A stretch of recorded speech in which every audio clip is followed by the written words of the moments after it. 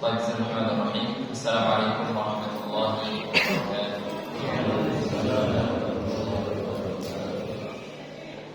Innal hamdalillah nahmaduhu wa nasta'inuhu wa nastaghfiruh wa na'udzu billahi min shururi anfusina wa min sayyiati a'malina. Man yahdihillahu fala mudilla lahu wa man yudlil fala hadiya lahu.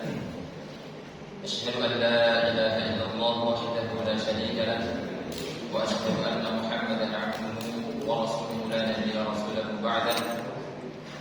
اللهم صل على محمد وعلى آله وصحبه ومن صار على نهجه واستنى بسنته إلى يوم القيامة. أما بعد. اللهم علمنا ما ينفعنا وانفعنا بما علمتنا وزدنا علما وارزقنا فهما يا رب العالمين. اللهم يا معلم داود علمنا ويا مفهم سليمان فهمنا إنك على كل شيء قدير. Alhamdulillah, puji dan syukur kita kepada Allah Subhanahu wa taala. Pada pagi hari ini Allah Subhanahu wa taala masih menunjukkan kita dalam majelis ilmu. Ini merupakan kenikmatan yang tidak bisa dibandingkan dengan nikmat-nikmat yang lainnya. Ketika Allah Subhanahu wa taala memberikan kesempatan kepada seseorang atau kepada seorang hamba untuk duduk dalam majelis ilmu, maka tidak bisa dibandingkan dengan nikmat-nikmat yang lainnya. Karena Nabi sallallahu alaihi wasallam mengatakan, "Man yuridillahu bihi khairan yufaqihu fid din." Barang siapa yang Allah inginkan kebaikan baginya, maka Allah akan fahamkan dia dalam perkara agama. Dan tidak mungkin seseorang itu akan paham tentang masalah agama kalau tidak pernah duduk di majelis ilmu. Dan duduknya kita di pagi hari ini, kita bisa masuk dalam beberapa hadis Nabi alaihi salatu wassalam. Rasul sallallahu alaihi wasallam mengatakan, berdoa untuk kita. Allahumma barik ummati fi bukuriha. Ya Allah, berkahilah umatku di waktu pagi mereka. Karena banyak sekali orang-orang yang keluar di pagi hari menjual diri mereka. Maksudnya apa? Hanya mengejar dunia. Padahal dunia ini hanya sementara. Maka Allah katakan dalam Al-Quran, ya'lamu annama al-hayatud dunya la'ibun walahu wazina. Kata Allah Subhanahu wa taala, ketahuilah bahwasanya dunia itu hanya permainan semata. Yang mana orang-orang di dalam dunia hanya watafaqurun bainakum wa takatsur fil amwali wal aulad.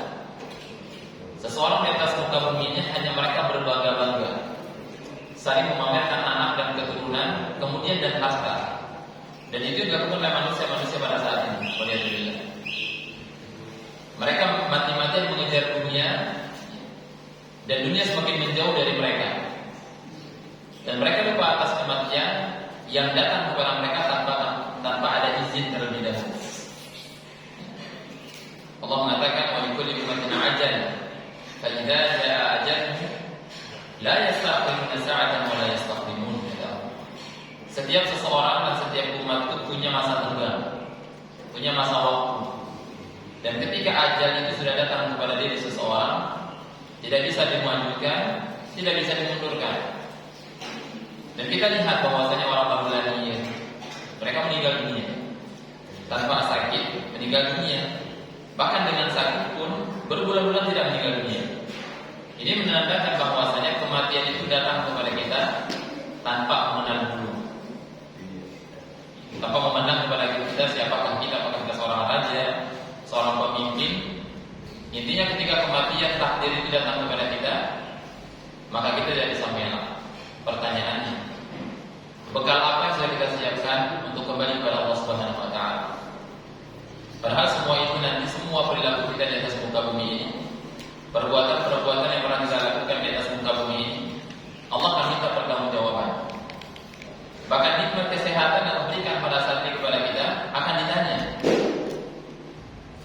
Waktu-waktu yang kita lalui tidak kita isi dengan beribadah kepada Allah Subhanahu wa taala, Allah akan tanya semua. Kenikmatan sehat walafiat, kelapangan rezeki, kemudian kelapangan waktu, Allah akan tanya semua. Allah tidak akan menanyakan kepada kita, bukan hanya menanyakan kepada kita hanya perkara-perkara yang buruk yang pernah kita lakukan, tidak. Tapi apapun bentuk kenikmatan yang Allah berikan kepada kita, Allah akan tanya semuanya. Diminta bertanggung jawabannya. Sebagaimana firman Allah Subhanahu wa taala, mana ayatnya? Yauma la tus'aluna yawma idzin 'anil na'im. Hari di mana Allah Subhanahu wa taala akan menanyakan tentang kenikmatan-kenikmatan yang pernah Allah berikan kepada kita. Dan pada hari itu kita tidak bisa mengelak, karena anggota badan yang menjadi saksi atas semua perbuatan kita. Maka bersyukurlah kita pada pagi hari ini Allah masih memberikan kita kesempatan untuk menuntut ilmu, karena banyak sekali keutamaan menuntut ilmu. Kita bisa mengaprop kita bisa mengenal mana yang baik, mana yang buruk hanya dengan ilmu. Bahkan pepatah Arab mengatakan, "Lau kana al-ilmu lakana an-nasu kal-bahari." Seandainya saja tidak karena ilmu pengetahuan, niscaya manusia itu seperti hewan. Bahkan Allah katakan dalam Al-Quran, "Dan hum amwal." Bahkan manusia yang tidak menggunakan akal sehatnya untuk berpikir, mereka lebih hina dibandingkan hewan ternak. Maka bersyukurlah kita Allah dudukkan kita dalam majelis ilmu seperti ini. Dan saat ini rahmat Allah Subhanahu wa taala bercucuran kepada kita. Bahkan malaikat-malaikat pun mengurusi kita pada saat ini. Dan Nabi alaihi wasallam mengatakan, "Majtama'a qaumun fi baitin min buyutillah, yatluna kitaballah wa yatadarasuna fima bainahum illa nazalat 'alaihim as-sakinah wa ghashiyatuhum ar-rahmah wa haffathum al-malaikah wa dzakarallahu fi man 'indah." Kata Nabi alaihi salatu wassalam, tidaklah seseorang berkumpul di salah satu rumah Allah Subhanahu wa taala belajar Al-Qur'an. Dan subhanallah, setiap kajian-kajian yang ada dibacakan ayat Al-Qur'an, hadis Nabi alaihi salatu wassalam, saling mengajarkan satu sama lain, mentadabburi daripada ayat-ayat Allah Subhanahu wa taala, kecuali turun kepada mereka ketenangan jiwa, sakinah. Yang ketika orang perkawinan kita mengatakan semoga sakinah, mawaddah, warahmah. Karena dengan ketenangan jiwa manusia itu akan hidup bisa tenang, bukan dengan harta yang banyak. Percuma orang memiliki harta yang banyak, tetapi ketenangan jiwa tidak ada pada dirinya. Percuma. Maka dia akan mencari kesenangan di mana? Ini nongkrong di kafe, kemudian datang ke pantai dan segala macam, walaupun hal itu mubah. Tapi sejatinya ketenangan itu berada di dalam majelis ilmu. Walaupun banyak orang-orang yang mencemohkan orang-orang yang senantiasa menuntut ilmu. Antum ini merupakan orang-orang tertinggal zaman, masih saja duduk di majelis ilmu. Apa nih kalau orang filosof? Mereka bahkan mentertawakan kita. Kita ketika beribadah kepada Allah Subhanahu wa taala, kemudian kita duduk di majelis ilmu seperti mereka tertawa. Orang-orang bodoh, kata mereka. Karena mereka meyakini bahwasanya apa? Semua yang ada dalam Al-Qur'an dan hadis Nabi alaihi wasallam adalah pembohongan. Kalau kita katakan tadi pembohongan publik. Allah menyatakan ada azab kubur, ada kematian, kemudian ada surga dan neraka. Itu bohong semua kata orang filosof. Itu hanya untuk mengelabui orang-orang awam seperti kita ini untuk mau beribadah kepada Allah. Makanya tidak pantas kita katakan orang filosof itu mereka orang muslim. Makanya ada tokoh-tokoh filosof yang sangat dimuliakan oleh orang Islam, Ibnu Sina. Ibnu Hajar mengatakan bahwa Islam itu kafir, karena menyatakan bahwasanya pendapat mereka dalam masalah hal sifat Allah Subhanahu wa taala, Allah itu tidak punya nama dan tidak punya sifat kata mereka. Jadi Allah itu merupakan zat yang sangat santai, enggak mengurusi hamba-hambanya. Datanya ada Al-Quran kata mereka, itu untuk mengelabui kita semua, agar kita mau beribadah kepada Allah Subhanahu wa taala. Padahal hakikatnya kata mereka itu enggak ada surga neraka itu. Itu untuk menakuti kita saja, kayak anak kecil gitu. Kalau ngaji itu nanti digigit segala macam. Padahal enggak ada yang gigit. Untuk menakuti anak kecil itu saja supaya dia mau tidur. Begitu juga dengan daripada ayat-ayat azab yang Allah datangkan dalam Al-Quran kata mereka. Coba yang kurang ajar banget mereka. Tapi subhanallah, ada di bagian kita yang masih memuliakan daripada Ibnu Sina. Walaupun dari buku kedokteran mungkin kita akui. Tetapi ulama bersepakat, Ahlussunnah wal Jamaah menyatakan bahkan Ibnu Hajar mengatakan beliau adalah kufur, keluar dari Islam. Baik, hadirin rahimani wa rahimakumullah, maka bersyukurlah ada nikmat menuntut ilmu seperti ini. Kita bisa tahu mana yang baik, mana yang buruk. Kita bisa mengenal mana tauhid, mana syirik. Karena jangan sampai setiap ibadah-ibadah yang kita lakukan dibatalkan dengan kesyirikan. Karena Allah menyatakan dalam Al-Quran, Inna Allah la yaghfiru an yushraka bihi wa yaghfiru ma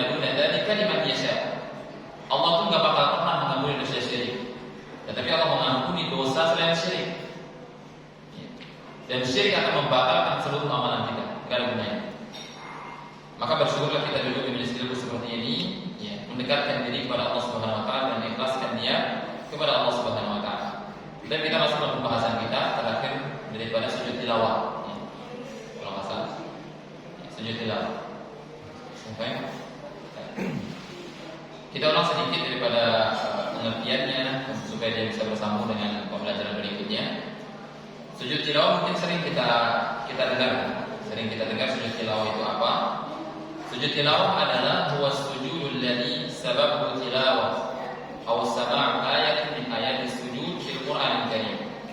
Sujud tilawah merupakan sujud yang disebabkan, jadi adanya sujud tersebut disebabkan karena membaca atau mendengar sebuah ayat daripada ayat-ayat Al-Quran yang terdapat di dalamnya ayat tentang as-sajadah, kita kenal dengan ayat sajadah. Terkadang kalau di Quran itu dia ada tanda seperti kubah masjid. Nah, maka itulah disebut dengan ayat sajadah. Jadi kita sebutkan, sebenarnya mengatakan ada sekitar 18 ayat sajadah, ada mengatakan 20-an. Jadi kita sebutkan semua itu. Jadi sujud tilawah itu adalah disebabkan oleh membaca atau mendengar. Nah, pendengaran nanti akan dirinci. Kalau kita dengar dari handphone, ternyata dia orang-orang yang murotal misalkan, kita putar murotal, kemudian kita mendengar ayat sajadah di situ. Apakah disunahkan bagi kita untuk sujud tilawah atau tidak? Kemudian kita akan bahas apakah sujud tilawah ini harus menghadap kiblat atau harus dalam keadaan bersuci atau tidak. Intinya sujud tilawah itu adalah sujud yang disebabkan karena membaca atau mendengar daripada salah satu ayat al-sajadah. Ya. Adapun keutamaannya daripada sujud tilawah sangat banyak. Sangat banyak. Pertama, kita menyelisih daripada iblis la'natullahi alaihi. Ketika Allah perintahkan untuk sujud, ya, hanya sujud saja, bukan salat kepada Nabi Adam, bukan menyembah Nabi Adam, hanya sujud kepada Nabi Adam alaihissalam. Tetapi apa kata iblis? Dia enggak. Aba wastakbara wa kana minal kafirin. Enggak mau sujud dan menyombongkan diri. Dia mengatakan ana khairun minhu. Ya Allah, bagaimana mungkin kau perintahkan aku sujud kepada dia? Ana khairun minhu. Aku itu lebih mulia dibandingkan dia. Khalaqtani min nar wa khalaqtahu min tin. Ya Allah, kau ciptakan aku dari api, sedangkan kau ciptakan Adam dari tanah. Berarti aku lebih baik, katanya. Bagaimana kau perintahkan orang yang lebih baik, yang lebih mulia, kata dia, untuk sujud dan menghinakan dirinya kepada orang yang lebih hina derajatnya? Subhanallah. Maka seseorang yang ada sifat sombong dalam hatinya, dia akan sulit menerima kebenaran. Akan sulit menerima kebenaran. Padahal secara logika, tanah itu lebih bermanfaat dibandingkan api. Ya kan? Api sifatnya apa? Membakar, menghabiskan segala sesuatu yang ada di dekatnya. Sedangkan tanah menghidupkan sesuatu yang ada di sekitarnya. Kita bisa makan nasi, sekarang makan sayur-sayuran, dihasilkan dari mana? Tanah. Ya kan? Maka kita harus tahu diri bahwasanya tanah itu sifatnya tawadhu, rela untuk diinjak. Berbeda dengan api. Api itu dia selalu menjulang ke atas, padahal manfaatnya sedikit. Bisa hidup orang tanpa api? Bisa. Enggak semua makanan itu dimasak. Ya kan? Enggak semua makanan itu dimasak. Contoh apel, buah-buahan enggak perlu dimasak. Tapi kalau kita misalkan enggak ada tanah yang subur, kita hidup di tanah yang tandus, bagaimana caranya kita hidup? Tetapi karena kesombongan yang ada pada diri iblis yang menghalangi dia untuk sujud kepada Nabi Adam atas perintah Allah Subhanahu wa taala. Berarti keutamaan yang pertama daripada sujud tilawah adalah kita menyelisih iblis la'natullahi alaihi. Ketika diperintahkan untuk sujud, dia enggak mau sujud. Sedangkan kita lemah pun kita menemukan ayat-ayat sujud, wasjud waqtari, dan hendaklah sujud dan mendekat kepada Allah. Disuruh sujud kita enggak sujud. Makanya nanti sebagian ulama mengatakan hukum sujud tilawah itu adalah wajib. Walaupun di pendapat yang marjuh, nanti kita akan pendapat yang kita sampaikan kalau diwajibkan berarti betapa banyak orang-orang Islam ini yang akan berdosa. Ya. Ketika mereka membaca ayat-ayat sajadah, terkadang imam pun ketika berada ayat tersebut berada di akhir, contoh dari wasjud waqtari, itu kan berada di akhir surat. Terkadang mereka mungkin mau sujud tapi udah berada di akhir surat. Biasanya biasanya yang enak untuk sujud di sebagian orang itu ketika ayat as-sajdah itu berada di tengah-tengah surat. Sehingga ketika dia berdiri nanti dia bisa melanjutkannya. Nanti kita akan sebutkan bagaimana ketika seseorang menemukan ayat as-sajdah di akhir surat dan dia menjadi imam, atau ketika dia misalkan sholat sendiri, sholat tahajud misalkan, kemudian dia menemukan ayat as-sajdah pada akhir surat, apa yang harus dia lakukan? Ya, apa yang harus dia lakukan? Itu keutamaan pertama. Ada keutamaan yang kedua, hadis yang diriwayatkan oleh Abu Hurairah radhiyallahu taala anhu, dia berkata, Rasul alaihi salatu wasallam bersabda, "Idza qara'a ibnu Adam as-sajdata fasajada, i'tazala asy-syaitanu yabki yaqul ya wailahu, umira bis-sujud fasajada falahul jannah, wa umirtu bis-sujud fa'asaitu falyannar." Kata Abu Hurairah radhiyallahu taala anhu berkata, Rasul alaihi salatu wasallam bersabda, ketika seorang anak Bani Adam membaca surat As-Sajdah, kemudian dia sujud, i'tazala asy-syaitanu yabki, maka syaitan ini menghindar sambil menangis. Seraya berkata, celakalah aku, kata dia, ya wailahu, celakalah aku. Umira bis-sujud fasajada falahul jannah. Bani Adam ini diperintahkan untuk sujud dari Allah Subhanahu wa taala, maka mereka sujud. Falahul jannah, dan bagi mereka surga. Karena taat kepada Allah Subhanahu wa taala. Sedangkan aku, kata dia, wa umirtu bis-sujud fa'asaitu falyannar. Sedangkan aku ketika diperintahkan untuk sujud, aku enggan untuk sujud. Dan bagiku neraka. Coba lihat, dia tahu akan masuk neraka, tapi enggak mau kembali kepada Allah Subhanahu wa taala. Bahkan dia bersumpah bi'izzatika la ughwiyannahum ajma'in, kata dia. Dengan kekuasaan dan kekuatanmu ya Allah, bersumpah atas nama Allah. Lihat, iblis saja bersumpah atas nama Allah. Tahu dirinya. Tetapi karena kesombongan yang menutupi hatinya, sulit untuk kembali kepada kebenaran. Padahal tahu kebenaran itu. Inilah sikap-sikap daripada orang-orang sombong pada saat ini. Mereka mengetahui kebenaran, tetapi karena mereka sudah berada dalam atas kemungkaran tersebut daripada nenek moyang mereka, mereka sulit untuk meninggalkan itu.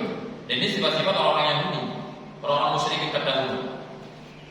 Mereka mengatakan, beginilah kita mendapatkan agama ini dari nenek moyang kita. Gak usah dirubah-rubah Muhammad, kata mereka. Bahkan yang kau bawa adalah semuanya sihir, kata mereka.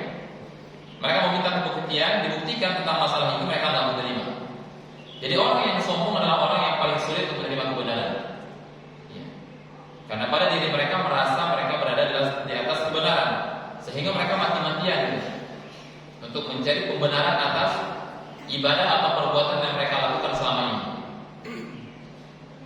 Maka saya menemukan orang-orang yang dalam hatinya terbenak kesombongan. Makanya Rasulullah SAW mengatakan, ya, la yadkhulul jannata man kana fi qalbihi mithqala dzarratin min kibrin.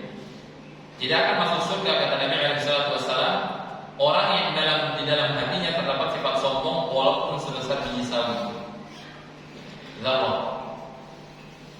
Maka lihat iblis, mereka mengatakan, mereka menghindar daripada anak Bani Adam tersebut sambil menangis, mendoakan keburukan atas dirinya, kecelakaan atas dirinya, karena melihat anak-anak Bani Adam ketika diperintahkan untuk sujud, mereka sujud. Sedangkan mereka, iblis laknatullahi alaihi, ketika diperintahkan untuk sujud, mereka enggak sujud. Dan bagi mereka neraka. Dan dia tahu bahwasanya balasannya neraka. Balasannya neraka. Kemudian keutamaan yang lainnya, waqad thabata fi fadli sujud umuman hadits katsirah. Telah datang atas keutamaan daripada sujud tilawah secara umum, sujud secara umumnya. Hadis-hadis yang begitu banyak. Di antaranya ya, hadis Abu Hurairah radhiyallahu taala anhu tentang hari pembangkitan dan tentang syafaat yang Allah berikan kepada hamba-hambanya. Dalam hadis tersebut, wa fihi hatta idza arada Allah rahmatan man arada min ahli an-nar amara Allahul malaikata an yukhriju man kana ya'budu Allah fa yukhrijunahum wa ya'rifunahum bi athari sujud. Kita sudah sampaikan di beberapa bulan yang lalu sebelum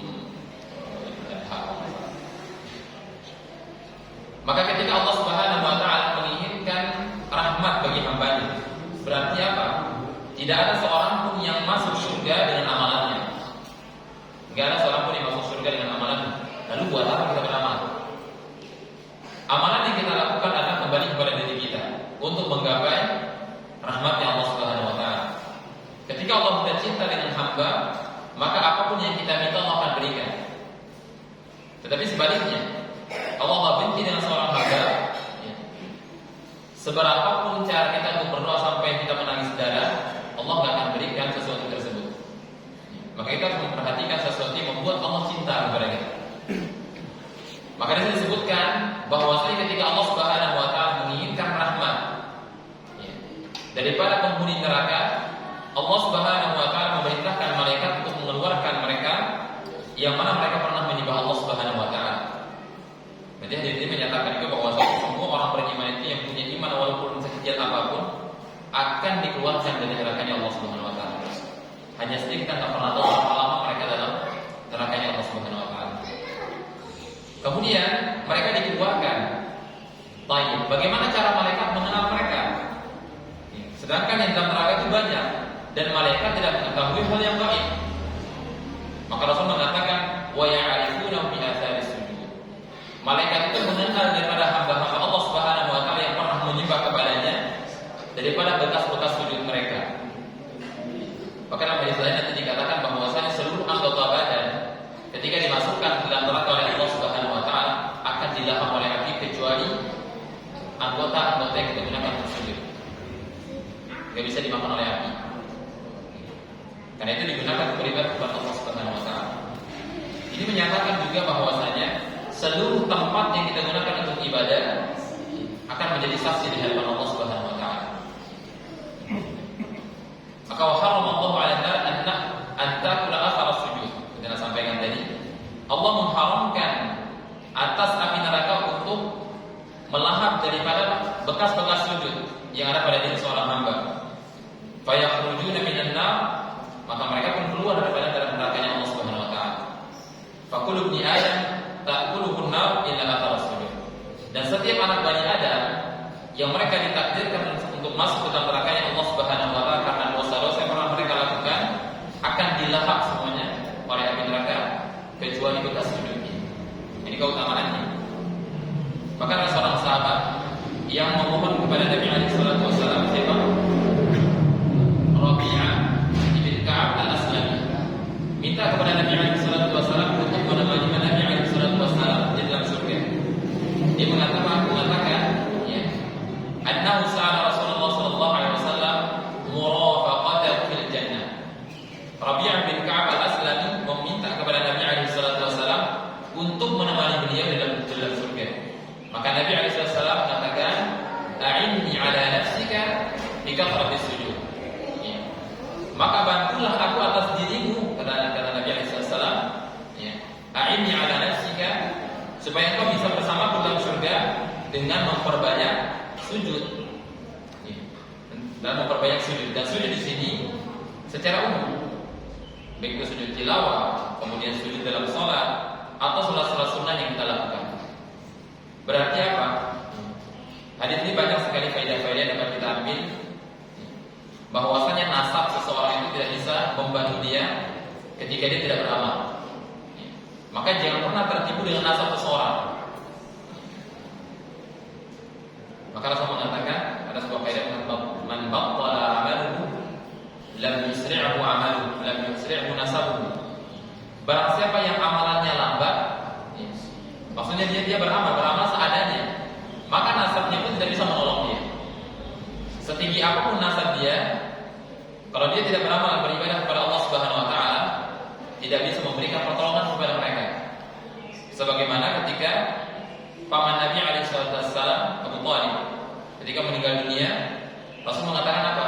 Ya ammi qul la ilaha illallah hajjulaka 'indallah. Wahai pamanku, ucapkan ucapan la ilaha illallah, tidak ilah yang berhak disembah kecuali Allah Subhanahu wa taala, merupakan kalimat yang bisa aku membela mati-matian nanti di hadapan Allah Subhanahu wa taala. Tapi apa kata teman-teman yang Muttalib di situ? Atar millati Abdul Muttalib, kata mereka.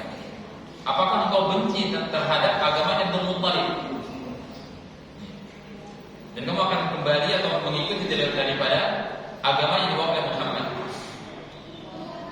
Lihat berarti apa? Seseorang ketika tidak masuk Islam, kemudian tidak beramal dengan sebaik-baik mungkin beribadah kepada Allah Subhanahu wa taala, tidak ada guna nasab yang mereka miliki. Banyak sekali. Contoh istri Nabi Nuh alaihissalam, anaknya. Bayangkan istri dan anaknya Nabi, nggak bisa menyelamatkan mereka daripada azabnya Allah Subhanahu wa taala ketika mereka tidak beramal. Ya kan? Tapi kita lihat istri Firaun. Firaun siapa? Mengaku sebagai Tuhan. Ya. Tidak ada kemungkaran dan kezaliman yang paling besar di atas muka bumi ini dibandingkan seseorang mengaku sebagai Tuhan. Dan Firaun melakukan itu. Ya. Dan dia melakukan itu. Tetapi istrinya diam-diam beriman kepada Allah Subhanahu wa taala dan beribadah kepada Allah Subhanahu wa taala. Istri orang paling terzalim di atas muka bumi, tetapi karena beribadah kepada Allah Subhanahu wa taala sebaik-baiknya, termasuk daripada golongannya orang-orang yang masuk dalam surga Allah Subhanahu wa taala. Maka jangan pernah, tidak ada gunanya seseorang itu bernasab tinggi, akan tetapi dia tidak pernah beribadah kepada Allah Subhanahu wa taala, maka tidak ada gunanya. Inilah keutamaan-keutamaan banyak sekali, keutamaan-keutamaan tentang sujud. Banyak sekali. Bahkan Nabi mengatakan, ya, merupakan tempat yang paling dekat, ya, untuk bermunajat kepada Allah Subhanahu wa taala adalah ketika seorang hamba itu sujud. Yang paling dekat. Maka Rasulullah mengatakan, maka bersungguh-sungguhlah kalian berdoa ketika sujud. Dan sujud di sini tidak terikat dengan sujud akhir. Di sujud kapan saja, di sujud pertama, sujud kedua, kan? Ya. Intinya kita diperintahkan oleh Nabi SAW untuk bersungguh-sungguh dalam berdoa ketika dalam keadaan sujud. Karena apa? Karena di mana sesuatu yang paling mulia pada diri manusia berada di bawah. Ya. Posisinya dia berada di bawah. Dan posisi yang terhina pada diri seseorang berada di atas. Sehingga Rasulullah mengatakan merupakan tempat yang paling dekat seorang hamba dengan Tuhan, dengan Allah Subhanahu wa taala adalah ketika dia sujud. Maka banyak sekali keutamaan-keutamaan sujud. Sehingga ada ucapan-ucapan mengatakan keajaiban tentang sujud. Kita berbisik di tanah, tetapi doa kita sampai ke langit. Ini menandakan bahwasanya Allah itu di langit. Fitrah kita menyatakan Allah itu di langit. Dan sebenarnya kita bahas akidah, kita pembuktian bagaimana pendapat ulama yang dekat sekali zamannya dengan Nabi Muhammad SAW. Makanya daripada salah satu faedah ketika seseorang belajar akidah disebutkan tahun wafatnya ulama-ulama terdahulu. Untuk apa?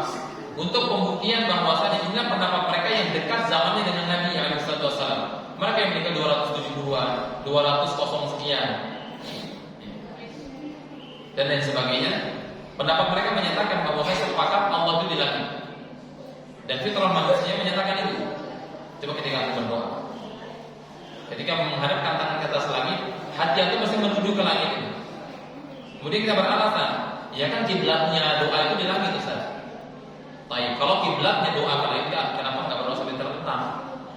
Ya kan? Contoh sekarang kiblatnya kita sholat di mana? Ke kiblat kan?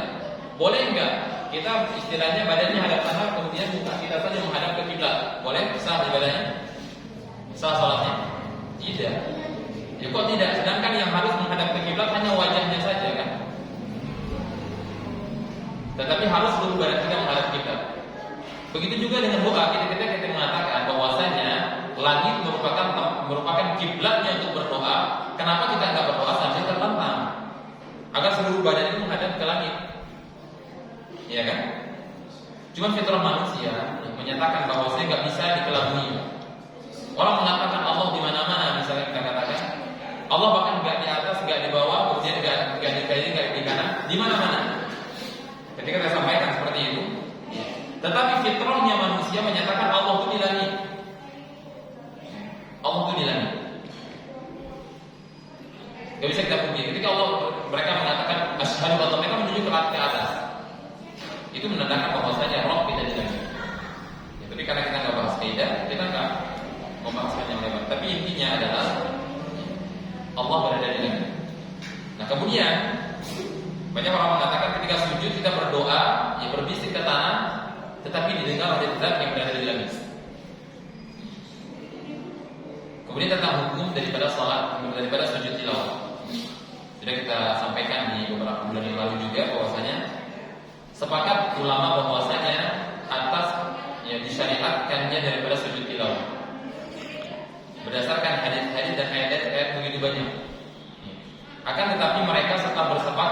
mensyariatkan ya sujud tilawah, mereka berbeda pendapat apakah sujud tilawah itu wajib atau tidak.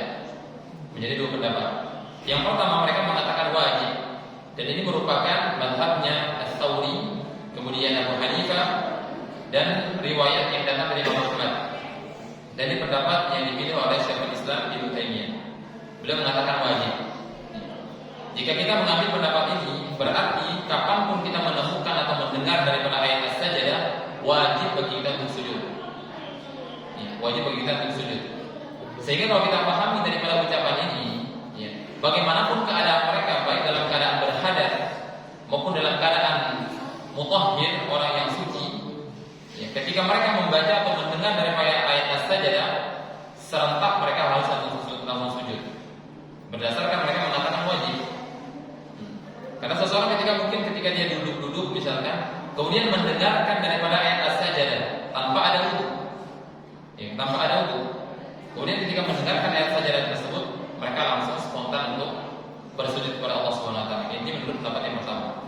Kemudian pendapat yang kedua, anna mustahabun wa laysa biwajib. Hukum daripada sujud tilawah adalah sunnah, ya, bukan wajib. Wa huwa madhhabul jumhur, dan ini merupakan pendapatnya jumhur. Pendapat Imam Malik, Imam Asy-Syafi'i, Imam Auza'i, Imam Al-Layth, kemudian Imam Ahmad juga, kemudian Imam Ishaq, Abu Thawr, kemudian Imam Daud, kemudian Ibnu Hazm Al-Zahiri, dan juga pendapat ini yang diungkapkan, ya, oleh Umar bin Khattab, kemudian Salman, Ibnu Abbas, Imran bin Husain bin as-Sahabah. Berarti pendapat yang mengatakan bahwasanya sunnah itu pendapatnya daripada mayoritas ulama dan para sahabat. Ini pendapat yang kita ambil. Ini pendapat yang kita ambil, bukan takutnya kita berdosa misalkan karena wajib. Kapanpun kita mendengar sesuatu tersebut harus kita langsung spontan untuk sujud. Tetapi kita mengambil pendapat yang kedua, ya, tapi kalau ada yang mengambil pendapat pertama silakan. Tapi ingat, pendapat yang pertama hukumnya wajib. Kapanpun antum mendengarkan daripada ayat as-sajdah atau membaca ayat as-sajdah, wajib atau sujud.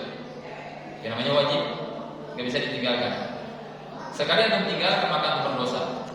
Dan ingat, ya, hadirin rahimakumullah, Allah akan menghisab daripada kewajiban kita saja yang kita lakukan, dan tidak akan menghisab daripada amalan-amalan sunnah yang kita lakukan. Amalan-amalan sunnah ibaratnya adalah penambal daripada bolong-bolong daripada ibadah yang kita lakukan. Kalau nggak ada bolongnya, maka dia nggak akan dihisab. Dan kita tidak akan pernah ditanya bagaimana amalan sunnah kita, nggak bakal ditanya. Bagaimana sholat sebelum zuhur kita, sholat ba'diyah, nggak bakal ditanya. Tetapi akan ditanya hanya 5 waktu sholat. Lalu ngapain kita mengamalkan yang sunnah? Mengamalkan yang sunnah adalah kita tahu bahwasanya diri kita ketika melakukan ibadah banyak kekurangan. Makanya Nabi SAW ketika berbicara tentang puasa Syawal, man shoma Ramadan thumma atba'ahu sittan min Syawal kana kasiyamid dahr. Barang siapa yang puasa Ramadan 1 bulan penuh, kemudian diikuti dengan 6 hari setelahnya di bulan Syawal, maka seakan-akan dia puasa 1 tahun penuh. Ulama menyatakan pencarian daripada puasa Syawal ini adalah untuk apa? Untuk menambal daripada kekurangan yang kita lakukan di bulan Ramadan. Maka bersyukurlah setiap ibadah ada amalan sunnahnya. Asar sebelumnya ada, kemudian zuhur sebelum dan sesudah. Ada yang namanya disebut dengan sunnah rawatib. Sunnah-sunnah mengikuti daripada amalan-amalan yang wajib. Kemudian pendapat yang kedua tadi kita katakan bahwa ini sunnah merupakan mayoritas ulama, kemudian mayoritas daripada sahabat. Karena apa? Umar radhiyallahu taala anhu pernah ketika berkhutbah, beliau membaca surat As-Sajdah. Di pekan pertama beliau sujud, turun dari mimbar kemudian beliau sujud, fasajadan nas. Maka manusia pun sujud mengikuti Umar. Tetapi pada Jumat berikutnya beliau membaca daripada surat yang terdapat di dalamnya As-Sajdah, beliau enggak sujud. Dan beliau mengatakan, yang mau sujud silakan sujud, yang enggak sujud maka mereka tidak memiliki dosa. Ini menyatakan bahwasanya apa? Berarti sahabat lebih paham tentang bagaimana hukum sujud tilawah. Karena mereka ketika mendengar atau membaca sujud tilawah tidak senantiasa langsung sujud.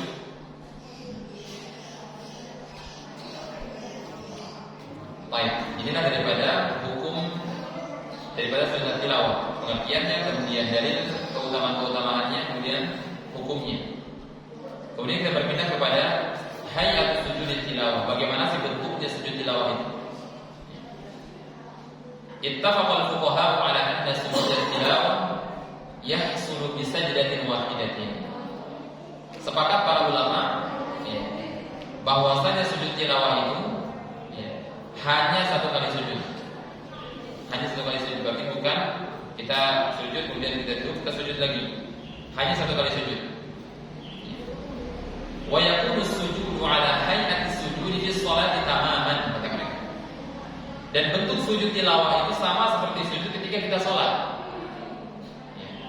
Ketika kita sholat, min wad'il yadaini wa rukbataini wa qadamaini wal anf wal jabha wa mujafatul mirfaqaini 'anil janbain wal batn 'anil fakhidain wa tawjihul asabi' ila qiblati wa ghairi dzalik mimma taqaddam. Tapi gimana bentuknya ketika kita sujud ketika sholat? Meletakkan kedua tangan, kedua lutut, kedua kaki, kemudian meletakkan daripada jidat sekaligus daripada hidung kita, dan menjauhkan daripada tangan kita tidak nempel. Jadi sujud tidak sujudnya seperti, mohon maaf, seperti apa namanya, duduknya anjing. Jadi tangannya nempel ke apa namanya, karpet, sujudnya begitu. Karena Nabi SAW mengatakan, di sahabat menceritakan sujudnya Nabi SAW merenggangkan hatta zahara bayad ibtihi. Nabi SAW ketika sujud beliau merenggangkan tangannya. Cuman jangan ketika lagi sholat jamaah merenggangkan begini. Ya, dia teman di sampingnya nyenggol. Ya, hanya nggak sah aja lagi sholat senggol-senggolan. Ya. Jadi kita bagaimana ketika sujud? Jadi sunnahnya adalah merenggangkan tangan. Ya, merenggangkan tangan kemudian diangkat, menjauhkan antara apa namanya? Ya, lengan kita dengan ketiak kita. Begitu juga dengan paha kita dengan as-saq, dengan betis. Jangan sampai betisnya nempel begini. Sehingga dia masih sujud begini, apa namanya? Ya pokoknya seperti duduknya seekor anjing begitu. Menempel semuanya, kemudian belakangnya pun pahanya itu masing-masing agak nempel sedikit dengan betisnya. Tetapi Nabi SAW ketika sujud, ya, menjauhkan segalanya, menjauhkan. Sampai kata para sahabat, ya, putihnya ketiak Nabi SAW kelihatan. Enggak mungkin apa namanya, ketiak Nabi SAW bisa terlihat kalau dirapatkan begini. Tetapi direnggangkan. Hanya saja kalau kita lagi sholat berjamaah, ya, dalam shaf, kita fattaqullah mastata'tum. Kita bertakwa kepada Allah Subhanahu wa taala semampu kita. Maka kita yang penting semua anggota daripada anggota sujud nyentuh kepada lantai. Ya. Jangan ada yang terangkat. Karena itu merupakan rukun daripada sujud. Karena Nabi mengatakan, para sahabat mengatakan kita diperintahkan untuk sujud 7 anggota badan. Jadi dihitung 1, kemudian 2, 3, 4, 5, 6, 7. Ya, dengan kaki. Kemudian wala yashra fiha al-asah tahrim wala taslim. Ini merupakan ucapan daripada Syekhul Islam Ibnu Taimiyah dalam kitabnya Majmu' al-Fatawa. Hada huwa sunnah al-ma'rufah lin-nabi alaihi salam wa alaihi ahmadus salaf wa huwa al-mansus 'ala al-a'immati al-mashhurin. Disebutkan di sini bahwasanya tidak disyariatkan, ya, merupakan pendapat yang paling benar, kata beliau di sini, pendapat yang benar. Tahrim, apa itu tahrim? Takbir atau ihram. Jadi ketika antum sujud tilawah tanpa ada takbir atau ihramnya, langsung sujud sejenak. Wasjud wa qadari, langsung sujud. Wala taslim dikatakan di sini oleh Syekh Sabi. Tanpa ada salam, hanya sujud saja. Jadi merupakan, ya, ucapan yang diutarakan oleh Syekhul Islam Ibnu Taimiyah dalam kitabnya Majmu' Fatawa. Dia mengatakan hadza huwa sunnah al-ma'ruf 'ala nabi. Ini merupakan sunnah yang dikenal dari Nabi alaihi wasallam. Wa 'alaihi amalus salaf. Ini merupakan juga pendapat, ya, yang diambil dan diamalkan oleh orang-orang terdahulu. Wa huwa al-mansus 'ala al-a'immati al-mashhurin. Dan ini juga, ya, yang dinas-naskan oleh para imam yang terkenal. Walakin waqad qultu wa qad bukila Ibnu Abdul Bar fi at-Tamhid 'adam at-taslim 'an Malik wa Syafi'i wa Ahmad bin Hanifah. Ibnu Abdul Bar menyebutkan dalam kitabnya At-Tamhid, ya, bahwasanya pendapat yang menyatakan juga tidak ada salam ketika sujud tilawah merupakan pendapat Imam Malik, Imam Asy-Syafi'i, Imam Ahmad Imam Abu Hanifah. Berarti apa? 4 mazhab menyatakan tidak ada salamnya ketika sujud tilawah, hanya sujud saja. Ya. Hanya sujud saja. Sebagaimana ya, kuntu yushir ila hadits Ibnu Umar qala kana Rasulullah sallallahu alaihi wasallam yaqra'u 'alaina al-Qur'an fa idza marra bis sajdati kabbara wa sajada wa sajadna wa sajadna wa sajadna wa huwa haditsun dha'if kata beliau. Ya, adapun orang-orang yang menyatakan bahwasanya ada takbiratul ihramnya berdalil dengan hadis Ibnu Umar yang menyatakan bahwasanya Nabi alaihi salatu wasallam pernah membaca Quran kepada kami. Fa idza marra bis sajdati kabbara, ketika beliau ya menemukan daripada ayat as-sajdah, beliau takbir Allahu akbar wa sajada wa sajadana. Beliau sujud kemudian kami pun sujud. Baik. Ya. Kalau kita pahami takbirnya Nabi di sini adalah satu kali. Jika mereka berdalil di sini dan hadis ini. Jadi kita harus pandai, Pak. Ketika orang berdalil kita perhatikan dalilnya. Kita bisa berdalil dengan dalil yang mereka pakai untuk membantah pendapat yang kita pegang. Ya. Mereka mengatakan di sini padahal hadis ini dhaif. Jika hadis ini sahih, yang mereka gunakan untuk istidlal, untuk berdalil. Fa idza marra bis sajdati kabbara, hanya satu kali takbir. Ya. Ketika Nabi alaihi salatu wasallam menemukan ayat as-sajdah, beliau bertakbir wa sajada. Selesai bertakbir, apa yang dilakukan oleh Nabi? Sajada atau sujud. Berarti dinyatakan bahwasanya takbir yang dilakukan oleh Nabi alaihi salatu wasallam merupakan apa? Takbir untuk sujud. Allahu akbar atau sujud. Inqilab. Ya, langsung sujud. Seandainya takbirnya adalah takbiratul ihram, ini kalau hadisnya sahih. Ini kalau hadisnya sahih. Seandainya takbirnya merupakan takbiratul ihram, summa kabbara. Ya, wa kabbara lis-sujud. Harusnya ada 2 kali takbir. Ketika takbir lagi untuk sujud. Berarti bisa jadi takbir yang pertama takbir ihram, kemudian takbir yang kedua takbir untuk sujud. Tetapi di sini mengatakan kabbara wa sajada wa sajadna. Ketika beliau takbir langsung sujud. Sebagai kita mau sujud, Allahu akbar, kita sujud menggunakan takbir. Nah, apakah takbir kita Allahu akbar ketika ihram? Tidak. Takbir intiqal, takbir untuk kita sujud. Akan tapi hadisnya dhaif. Ya. Walakin يمكن أن يستدل لمشروعية التكبير عند السجود والرفع منه بحديث وائل بن حجر أن النبي عليه الصلاة والسلام كان يرفع يديه مع التكبير ويكبر كلما خفض وكلما رفع. Ya. Baik. Tetapi di sini ada kelonggaran di antara ulama. Ya. Adapun ketika mereka mau takbiratul ihram, ya, kemudian baru mereka sujud, maka tidak mengapa. Tidak mengapa.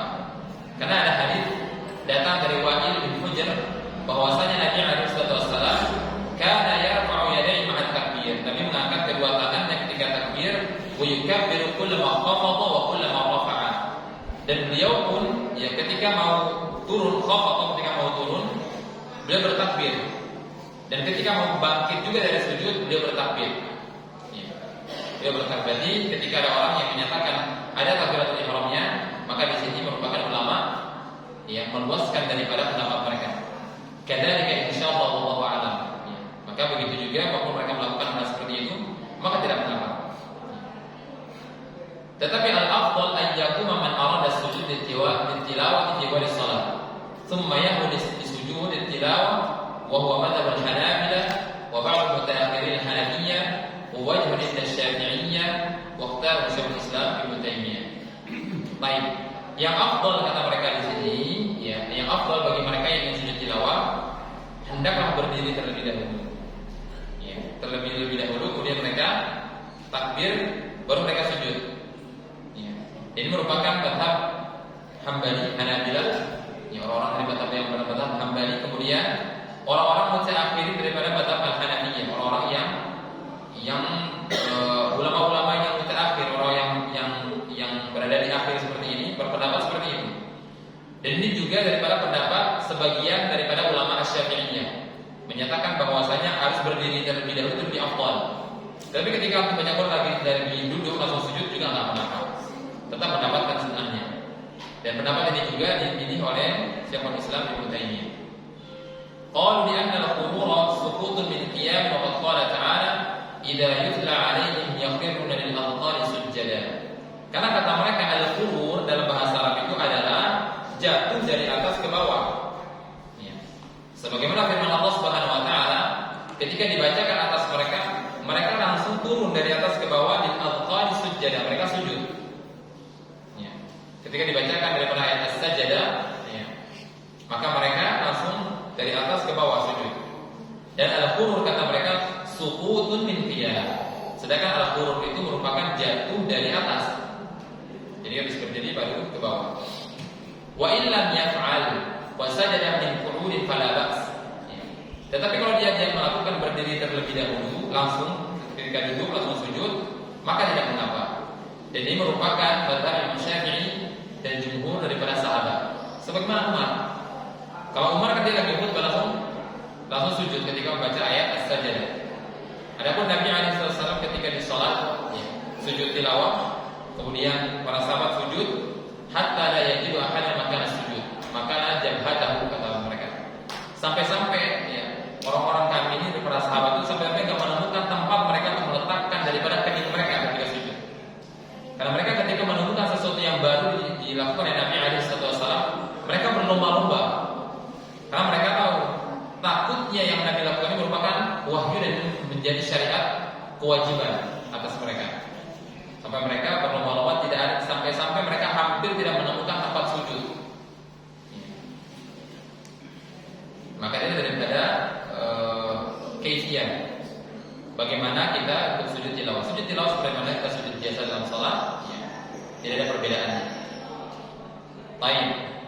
Kemudian berikutnya hal tushtaratu taharatu wa istiqbalul qiblati li sujud tilawah. Apakah disyaratkan bersuci dan menghadap kiblat ketika sujud tilawah? Jawabannya adalah dhahaba jamaahirul ulama ila anna sujud tilawati yushtaratu fihi ma yushtaratu lis-shalah. Fashtaratu lahu at-taharah wa istiqbalul qiblati wa sa'irus syurut. Para jumhur ulama mengatakan bahwasanya sujud tilawah disyaratkan di dalamnya sebagaimana syarat-syarat sholat. Apa syarat sahnya sholat? Tahar, bersuci. Kita ketahui bahwasanya dalam sholat itu ada namanya syarat wajib, ada syarat sah. Apa syarat wajib sholat? Islam dari berakal. Kemudian syarat wajib. Syarat wajib Islam dari berakal. Kalau syarat sah bersuci, menghadap kiblat, suci tempat dari dan suci pakaian, masuknya waktu sholat. Itu syarat sahnya. Tetapi orang menggabungkan syarat sah dan syarat wajib karena dia mutasal saja dan masuk satu sama lain. Tapi pada masuk waktu, tetapi syarat wajibnya tidak terpenuhi, maka sholatnya pun nggak sah. Tetapi kalau orang belum balik, sholat sah, sholatnya sah. Ya.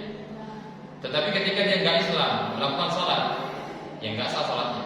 Karena Islam merupakan syarat mutlak, baik untuk syarat wajib maupun syarat sah daripada sholat, suatu ibadah tersebut. Berarti bahwasanya ya, sujud tilawah itu disyaratkan ketika seseorang yang melakukan sujud tilawah disyaratkan menghadap kiblat dan dalam keadaan berwudu. Ya, dan begitu juga menutup aurat. Menutup aurat. Ya.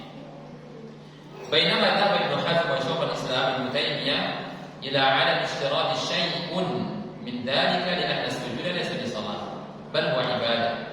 Ya, wa ma'lumun anna jins al-ibadah la tushtarat lahu at-taharah wa huwa madhhab Ibnu Umar wasy-Syafi'i wal-Bukhari wa huwa as-sahih. Tetapi yang disahihkan oleh Syekh Said Sabiq di sini adalah pendapat yang mengatakan tidak bisa disyariatkan berwudu ketika hendak sujud tilawah. Tetapi mereka mungkin sepakat bahwasanya wajib menghadap kiblat. Ya, menghadap kiblat. Karena apa? Karena sujud merupakan bagian daripada salat. Ya. Hanya saja orang-orang yang berpendapat bahwasanya tidak disyaratkan untuk berwudu terlebih dahulu karena sujud itu bukan sholat kata mereka, hanya sebuah ibadah saja. Ya. Dan ma'lum seperti kita ketahui bahwasanya ketika seseorang hanya melakukan daripada salah satu jenis ibadah, enggak harus berwudu. Contoh apa? Puasa. Puasa merupakan jenis ibadah. Ya kan? Dia bukan salat. Apakah disyaratkan kita untuk melakukan daripada puasa harus wudu sampai sore? Masalah batas sedikit wudu, batas sedikit wudu. Atau ketika mau berinfak. Ya, infak merupakan salah satu jenis ibadah, bukan salat. Dan sujud kata mereka di sini adalah laisa bi salatin bal huwa ibadah. Sujud itu adalah sujud tilawah maksudnya bukan salat, tetapi dia adalah ibadah. Wa ma'lumun anna jinsal ibadati la tushtaratu lahu taharah. Dan seperti kita ketahui bersama bahwasanya ketika seseorang melakukan daripada salah satu jenis ibadah tidak disyaratkan untuk melakukan bersuci atau berwudu terlebih dahulu. Ini merupakan mazhab Ibnu Umar, Imam Asy-Syafi'i, Imam Al-Bukhari, dan pendapat ini yang disahihkan oleh Imam Syekh Said Sabiq dalam kitabnya. Wa mimma yadullu ala dzalik hadits Ibnu Abbas anna an-nabiy sallallahu alaihi wasallam sajada bin najmi wa sajada ma'ahu al-muslimun wal musyrikun wal jin wal ins. Ya. Mereka berdalil dengan hadis riwayat Imam Al-Bukhari. Ya, Imam Bukhari mengambil pendapat yang tidak disyaratkan untuk bersuci sebelumnya sebelum melakukan sujud tilawah, karena ada hadis yang beliau riwayatkan dalam sahihnya yang datang dari hadis Ibnu Abbas bahwasanya Nabi alaihi salatu wasallam pernah membaca surat An-Najm, wan najmi idza hawa. Dan dalam surat An-Najm tersebut ada ayat As-Sajdah. Maka beliau sujud. Maka orang-orang yang berada di sekitar beliau daripada kaum muslimin dan musyrikun, kata Ibnu Abbas, orang musyrikin pun pada saat itu adalah sujud. Wallahu a'lam ya. Apa istilahnya hal yang tersembunyi dalam sujud orang musyrikun di sini. Bahkan jin dan wal ins mereka ikut sujud bersama Nabi alaihi wasallam. Dan mereka berdalil di sini karena dalam hadis Ibnu Abbas ini ada kalimat al-musyrikun. Apakah orang-orang musyrikin berwudu terlebih dahulu? Jawabannya tidak. Sehingga apa? Sehingga Nabi alaihi wasallam ketika beliau sujud, ya, hendak untuk sujud tilawah kata mereka, tidak memerintahkan orang-orang Islam yang ada di situ maupun orang-orang yang musyrik untuk berwudu terlebih dahulu. Dan tentu saja karena Nabi alaihi wasallam ketika membacakan daripada surat An-Najm, ya, surat An-Najm, mungkin bisa saja antara sahabat ada yang belum berwudu. Tetapi ketika Nabi alaihi wasallam bertemu dengan surat atau ayat As-Sajdah, beliau sujud. Maka para sahabat pun sujud, termasuk orang musyrikun di situ. Maka mereka mengatakan, ya, sangat mustahil ya orang-orang Islam pada saat itu ketika berada di sekitar Nabi dalam keadaan berwudu semua. Apalagi di situ ada orang musyrik yang mereka pun ikut sujud. Ya, yang mereka pun ikut sujud. Ini merupakan dari mereka, ya, bahwasanya tidak disyaratkan berwudu terlebih dahulu ketika sujud tilawah. Tetapi kita kembali kalau kita bermadzhab Syafi'i ketika membaca Quran, ya, membaca memegang Al-Quran, apa hukumnya orang yang muhdits berhadas kecil memegang Al-Quran dalam madzhab Syafi'i? Enggak boleh. Berarti apa? Ya, untuk keluar daripada khilaf seperti ini, al-khuruj min al-khilaf, alangkah baiknya kita berwudu. Dan dengan berwudu pun merupakan sifat daripada orang-orang beriman. Ya. Nabi mengatakan la yaqulu illa al-mu'min. Tidaklah orang-orang yang senantiasa menjaga wudunya kecuali mereka adalah orang-orang yang benar-benar beriman kepada Allah Subhanahu wa taala. Mereka ketika batal wudunya mereka baru senantiasa menjaga wudunya. Baik. Maka saya tadi mengatakan di sini madama sujudu laysa bisalah fala yushtaratu istiqbalul qiblah kata beliau. Ya. Kadzalika kama qadama Ibnu Hazm wa Ibnu Taimiyah. Berarti ya, mereka juga ternyata pada akhirnya saya tadi mengatakan bahwasanya menghadap kiblat bersuci sebelum daripada saat sujud tilawah tidak menjadi syarat sah sujud tilawah. Jadi kalau sujud hadap sana pun sah sujud tilawah.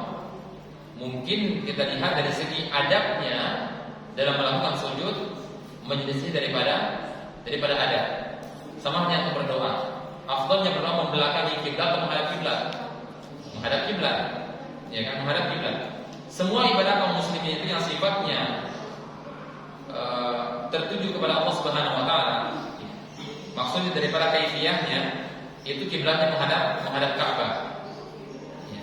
Itu kalau puasa hanya hatinya saja kita menghadap Allah Subhanahu wa taala. Adapun perilaku kita, ya, kita sembunyikan. Makanya ibadah puasa merupakan salah satu ibadah yang besar kemungkinan seseorang itu mampu mengikhlaskan niatnya kepada Allah Subhanahu wa taala. Dia belum mengatakan wala yang bagi tarbudar kedua yang berzinin. Akan tetapi beliau mengatakan lakin la syakka fi dzalik anna as-sujud 'ala taharat mustaqbil al-qiblah huwa al-afdal wal akmal. Ya kan? Beliau mengatakan dan tidak diragukan bahwasanya sujud tilawah yang dilakukan di atas bersuci seraya yang menghadap kiblat merupakan cara yang lebih afdal dan lebih sempurna. Wala yanbaghi tarku dzalika li ghairi mu'tadin. Masyaallah. Ketika beliau berpendapat tidak disyaratkan, tetapi pada akhirnya beliau mengatakan yang lebih afdal dan lebih sempurna adalah bersuci terlebih dahulu dan menghadap kiblat. Dan tidak selayaknya seorang muslim yang mengetahui keutamaan tersebut meninggalkan hal tersebut tanpa udzur. Amal isyarat fala wallahu a'lam kata mereka. Adapun menjadikan syaratnya daripada bersuci terlebih dahulu dan menghadap kiblat, maka bukan menjadi syarat sahnya daripada sujud tilawah dilakukan oleh seseorang. Wallahu a'lam. Mungkin ini dapat kita sampaikan. Kurang lebihnya mohon maaf. Insyaallah di pertemuan berikutnya kita masih di sujud tilawah. Belum kaifa yasjud al-mashi wa raqib mada yuqalu fi sujud tilawah. Kita belum sampai kepada bagaimana sih sujudnya orang, karena sujud tilawah itu merupakan mungkin dia lagi mengulang hafalannya, berada di atas mobil atau berada di atas motor, gimana bentuk sujudnya mereka. Kemudian apa yang kita baca ketika sujud tilawah. Wallahu a'lam bishawab. Jika tidak ada pertanyaan, saya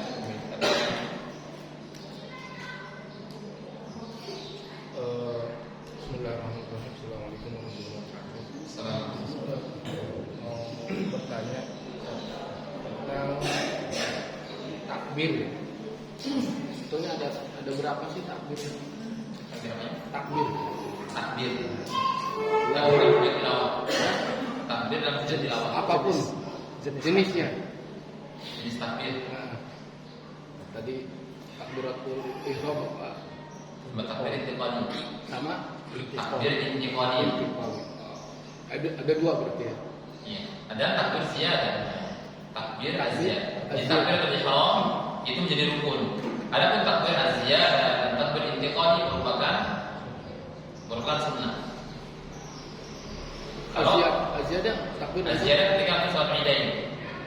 Yang wajib dalam salat Idain ketika orang takbir satu kali dalam bacaan Fatihah, sah salat Idainnya? Sah.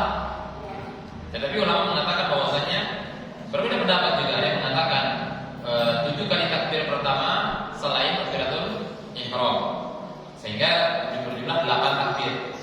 Ada yang mengatakan 7 kali takbir sudah termasuk takbiratul ihram, sehingga takbir ziyadah cuma 6. Tahu maksudnya? Jadi takbir itu jenisnya ada 3, ada takbiratul ihram yang merupakan rukun. Yang kedua ada takbir az-ziyadah, takbir tambahan. Kemudian yang ketiga adalah takbir intiqali. Kenapa dikatakan takbir intiqali? Untuk bisa mengetahui bahwasanya sudah berpindah antara dari rukun yang satu ke rukun yang lain. Contoh ketika kita takbir untuk rukun, takbir intiqali. Maka imam ketika misalnya kita membaca takbir intiqali sah salatnya, hanya saja membuat makmumnya menjadi bingung. Jadi imamnya rukuk sendiri, tidak sendiri, ya kan? Jadi sedangkan dalam mazhab Syafi'i bahwasanya kita diperintahkan untuk baru turun ketika Allahu Akbar. Barang itu baru kita turun. Karena seseorang kalau Syafi'i itu kalau bersama dengan imamnya batal salatnya. Allah bersamaan begini, itu batal salatnya. Kenapa? Karena besar kemungkinan makmumnya mendahului imam. Paham ini maksudnya? Makanya mazhab Syafi'i itu kalau dia bersamaan turun begini sama imamnya, Allah bersamaan dia turun. Dan besar kemungkinan di sini makmumnya mendahului daripada imamnya. Dan yang sunnah ternyata sebenarnya banyak ulama sekarang yang menyatakan bahwasanya yang sunnah setelah sempurna imam contoh ketika dia ruku dan sempurna ruku baru kita ruku. Ketika dia sempurna i'tidal baru kita i'tidal. Baru kita i'tidal. Ketika dia sempurna Allahu Akbar baru kita turun. Namanya jamaah kita mengikuti setelah dia turun begini baru kita turun. Kita dia ngangkat baru kita ngangkat. Kalau semua makmum ini memahami semua ini, subhanallah. Jadi pandangan kita ketika sholat itu indah sekali. Baru turun semuanya. Tapi ada orang baru Allah udah turun. Bahkan ada sebagian orang imamnya belum mengatakan Allahu Akbar baru begini dia udah turun duluan. Ini pernah lihat ya? sering gitu. Imamnya baru, karena dia istilahnya di samping atau samping kiri atau belakang imam. Imamnya baru begini, Allah, baru ngomong Allah, dia udah sempurna rukunya. Ya kenapa Imam Syafi'i mengatakan, ya, Imam Syafi'i itu tidak boleh membersamai imam di dalam gerakan sholat. Biarkan imam terlebih dahulu baru makmumnya. Karena besar kemungkinan makmum itu akan mendahului imamnya. Dan apa hukum mendahului imam dalam sholat? Haram. Bahkan kita mendahului imam 2 rukun batal sholat. Terlambat 2 rukun pun batal sholatnya. Jadi iktida'ul imamnya itu sudah hilang. Kita mengikuti imamnya sudah hilang. Berarti takbir itu ada 3 rukunnya. Yang akan ketahui saat ini. Yang pertama takbiratul ihram merupakan rukun pada sholat. Yang kedua takbir ziyadah pada sholat Idain, sholat daripada sholat Idul Fitri dan Idul Adha. Kemudian yang ketiga daripada takbir intiqalinya, takbir intiqal. Makanya kalau yang orang berzat Syafi'i, cuma ada rukun dan sunnah sholat, Pak, ya. Cuma ada rukun dan sunnah, nggak ada wajib sholat dalam berzat Syafi'i. Nggak ada wajib sholat, cuma ada rukun dan sunnah.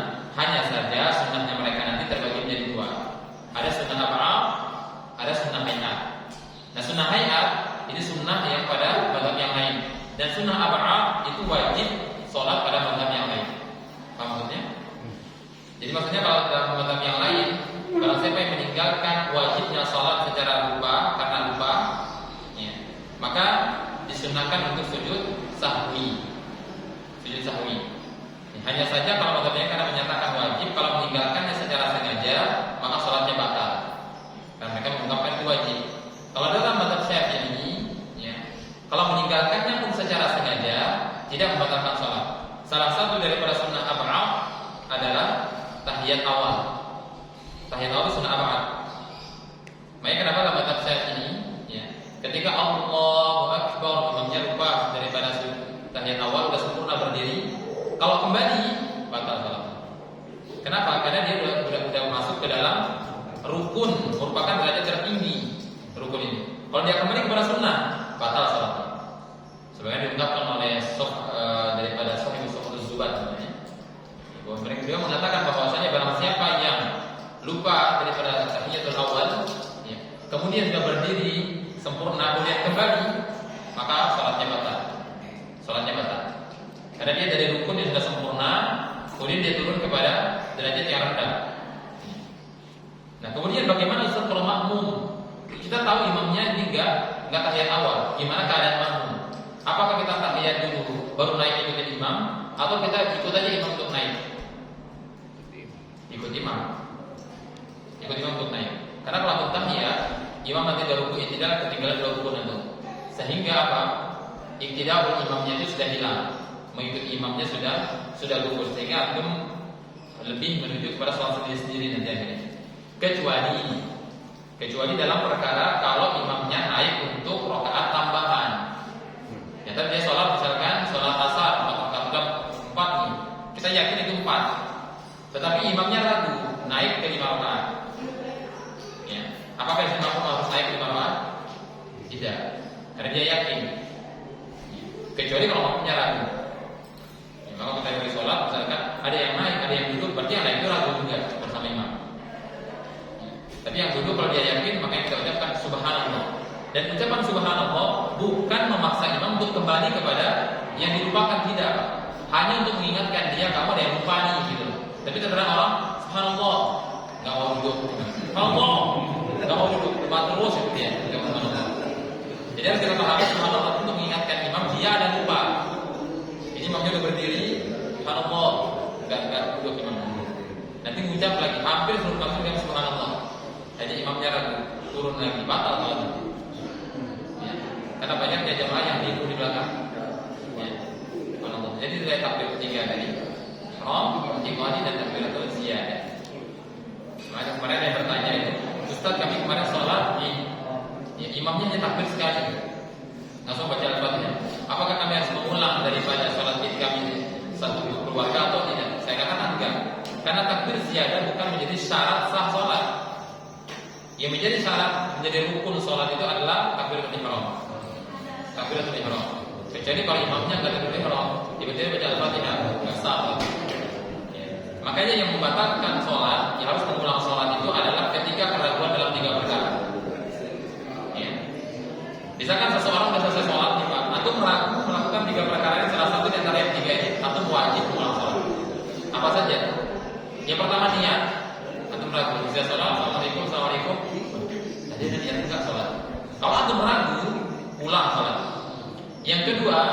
atau ragu takbiratul ihram. Itu mengulang sholatnya. Yang ketiga ragu dalam apakah saya bersuci atau tidak dari belum sholat. Oke, ada pertanyaan hadiah. Kalau kita bawa hadiah. Tapi bisa jawab. Insya Allah. Satu lagi. Maaf, apa namanya tentang ini tadi meninggalkan 2 rukun ya. Itu tidak mengikuti apa imam. Bukan apa namanya. Jadi gini, kasusnya begini. Ketika saya datang jamaah sudah ruku nih, saya kejar ruku sampai dia begini, gitu kan, bangun. Nah, ketika saya tidak dapat mengejar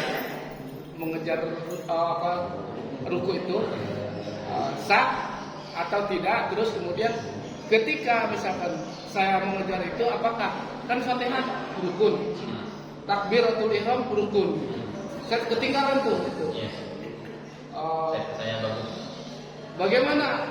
Jadi kan Fatihah kan rukun, terus takbiratul ihram rukun, Fatihah rukun. Saya kejar rukun juga.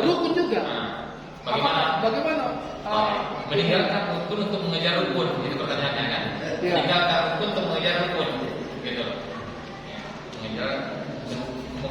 Meninggalkan rukun untuk mengejar rukun. Baik. Sepakat para ulama bahwasanya seseorang yang masbuk, dan perlu kita ketahui hadis Nabi alaihi wasallam. Ketika kita berangkat ke masjid, kata Nabi alaihi wasallam, hendak wa alaikumus sakinatu wal waqar. Ketika kalian berjalan ke masjid, kata Nabi alaihi wasallam, jangan terburu-buru. Kata Nabi, jangan terburu-buru. Hendaklah kalian tenang. Udah qomat Ustaz. Dan saya ketinggalan takbiratul ihram. Kalau enggak mau ketinggalan takbiratul ihram, 10 menit sebelum adzan ke masjid.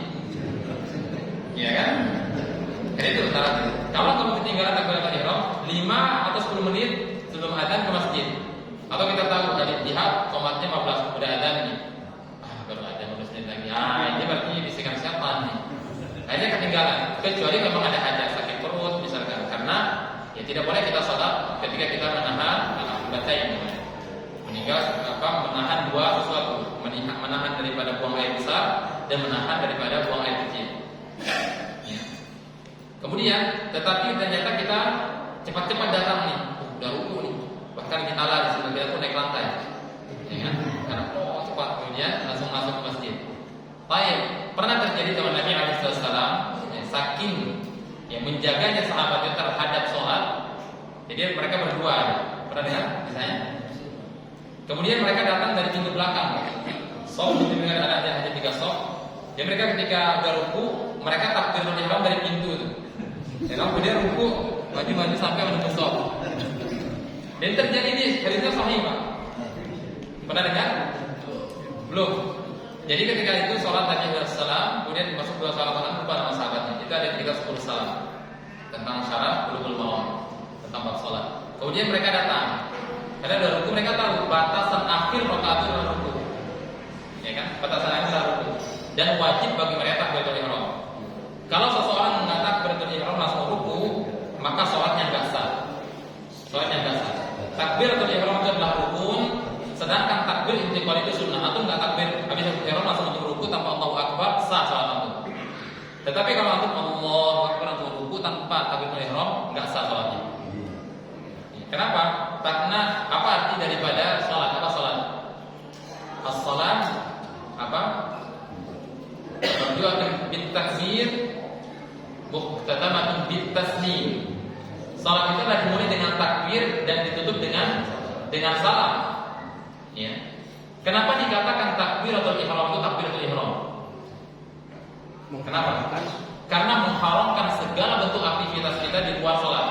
Makan, minum, bahkan ketika antum punya butir 1 butir nasi yang bisa antum kuasai, maksudnya bisa antum buang. Kemudian antum telan secara sengaja, atau mainnya misalkan daging tersisa bekas makan sate, misalkan antum gini-gini, kemudian dimainin habis ditelan secara sengaja, batal sholat antum. Kenapa? Makan sedikit secara sengaja batal sholat. Makanya dikatakan takbiratul ihram. Maka alhamdulillah. Sampingnya alhamdulillah. Alhamdulillah subhanahu. Sehingga Nabi mengatakan, hadhihi shalah la tasmu fiha min kalamin nas.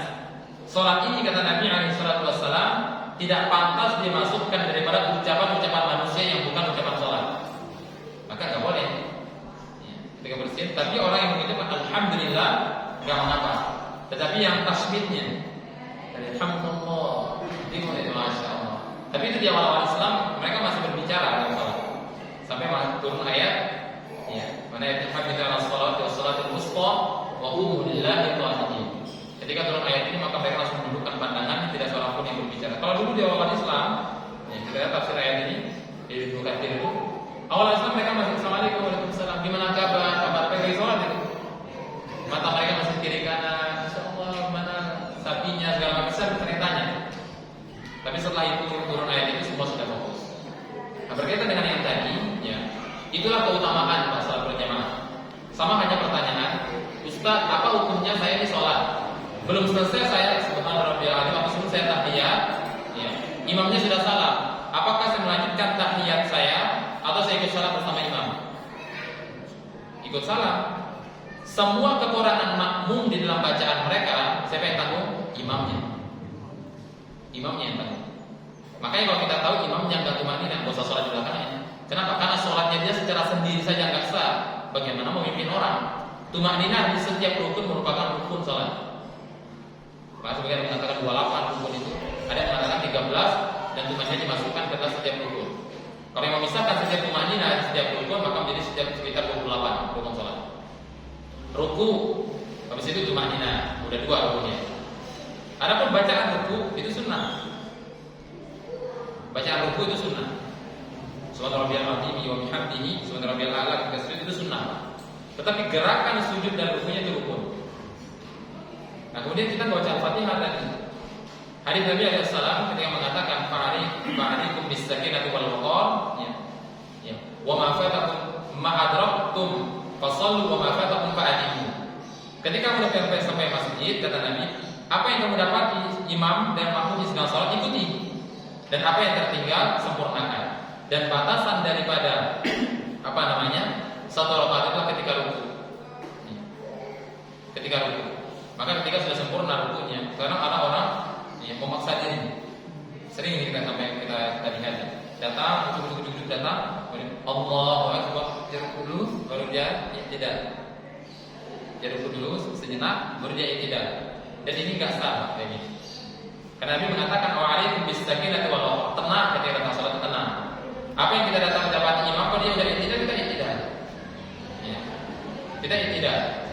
Kalau kita masih mendapatkan dia, kecuali kalau masjidnya full, nggak kelihatan imamnya. Maka ketika kita mendapati ada masih makmum sedang ruku, kita ruku, maka kita dapat 1 rakaat. Walaupun imamnya sudah berdiri sempurna. Paham di sini? Imam sudah berdiri sempurna, tapi kita nggak bisa lihat imam sudah berdiri apa belum. Ya. Kemudian ada sebagian makmum yang di belakang itu masih ruku, maka kita masuk, kita ikut ruku, jadi dia bangun, kita bangun, maka kita dapat 1 rakaat. Walaupun imamnya sudah berdiri. Paham bentuknya? Kalau softnya banyak, Rasulnya cuma 3 soft, 4 soft, kita masih bisa lihat imamnya. Masih bisa lihat imamnya. Nah, maka daripada keutamaan salat berjamaah, apapun bentuk kekurangannya, itu ditanggung imam. Bahkan imam mazhab Hanafi itu nggak perlu baca apapun ketika salat, cukup diam saja. Cukup diam. Karena ada hadis mengatakan qiraatul imam, qiraatul makmum. Bacaan imam ketika salat berjamaah adalah bacaan untuk makmum juga. Maka nggak perlu membaca sesuatu untuk makmumnya, hanya mengikuti saja imam. Makanya ada yang mengatakan ju'ilal imam yu'tamma bihi. Imam itu dijadikan imam untuk diikuti. Maka kalau kita masuk santai, pelan, kita sempurnakan Allahu Akbar. Mereka sujud. Mereka mau sujud, kita udah duduk, kita duduk. Duduk di antara 2 sujud langsung. Jadi nggak usah memaksa diri. Takutnya, karena besar kemungkinan nanti kita akan meninggalkan takbiratul ihram. Bagaimana sahabat yang awal tadi, mereka ujuk-ujuk dari pintu itu, takbir dari pintu, ruku, jalan dari ruku ke shaf. Dan dari mengatasi sholat, siapa yang melakukan hal itu tadi? Saya ya Rasulullah. Maka Rasul mengatakan, ya, zadakallahu hirsan wa la ta'ud. Nabi mengatakan semoga Allah senantiasa menjagamu untuk senantiasa istiqomah, kata Nabi. Tetapi jangan ulang perbuatan itu. Dia melakukan hal itu karena di atas ketidaktahuan, sehingga Nabi tidak memerintahkan kepada dia untuk mengulang sholatnya. Ya, mengulang sholatnya. Karena Nabi mengatakan zadakallahu firsan wala ta'ud. Semoga Allah menjaga keistiqomahan bagimu, tapi jangan ulang perbuatan itu. Sehingga Rasul mengatakan, ya, apa yang kita dapati ketika orang sholat kita ikuti, apa yang kita tertinggal kita sempurnakan. Allah a'lam. Ya. Assalamualaikum. Tadi akan menjelaskan posisi kita waktu sujud ya. Kita jangan terbaik dan jangan menusuk ya. Iya. Pada posisi sujud, itu jangan makan kalau menjelaskan mengenai posisi kita sujud, mengetahui. Jadi posisi sujudnya, jadi yang anak-anak itu begini dalam kami itu. Sujud begini nih. Kelihatan nggak Pak? Jadi sujud begini. Karena orang sujud begini. Nah tapi kalau sempit, sesudah pun kita berusaha angkat begini Pak. Angkat ini. Dan Nabi itu nggak sujud, cuma begini saja. Ini kebuka. Enggak kelihatan dari samping. Ketiakan Nabi itu kelihatan putih. Cuma jangan terlalu begini.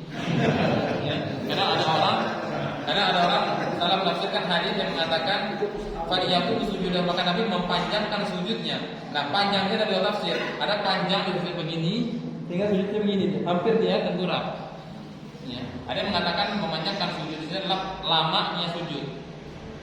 Nabi mengatakan dalam hadis itu bahwasanya sahabat mengatakan Nabi sujudnya lama, panjang sujudnya. Ada yang mengatakan panjang itu menafsirkan panjang begini sehingga dia begini sujud. Ya. Sujud begini. Sehingga dua karakter ini sendirian. Ya. Tapi sebagian mengatakan Allah alam ya. Kita hanya dalam melakukan ibadah bin gori tafsir wal ifrat, tanpa meremehkan terlalu berlebihan sehingga kita sampai manjang tadi atau terlalu mepet begini, menjauhkan antara tangan dengan lutut. Ya. Tapi kalau memang seperti sholat Jumat misalkan, kalau kita kepanjangan nanti kepala kita keinjak mata orang, ya kan? Karena orang kan sujud begini, di sini kita ketika dia bangun keinjak oleh kepala kita, duduki. Nah maka biasa saja, ya biasa saja begini.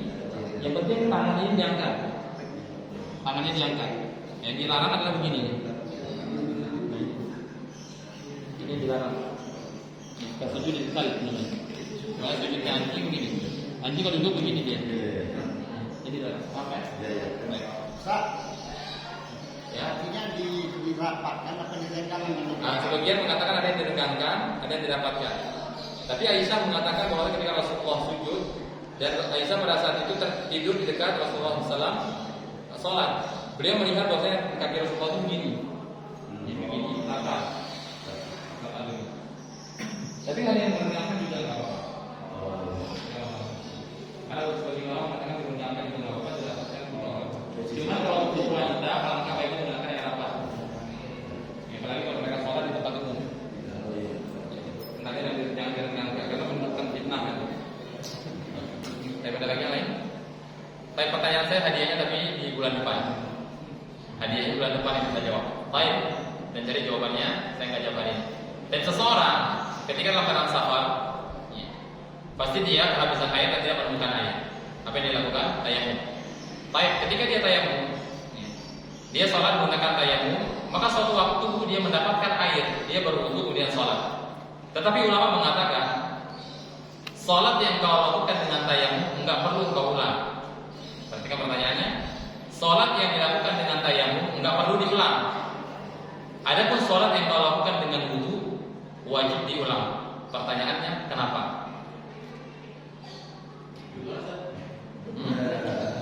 Baik, saya tanya ulang. Soalnya kami insyaallah kesehatan. Baik, anda kena ulang. Seseorang dalam keadaan safar, otomatis dia kehabisan air atau tidak menemukan air. Ya, tidak menemukan air. Ini kita anggap dia nggak menemukan air. Baik, otomatis dia menggunakan tayamum. Sholat menggunakan tayamum. Tetapi suatu waktu, ya, mungkin dia menyampai di suatu tempat, nyata ada air. Dia baru wudu dan sholat. Ya, bertemulah dengan ulama.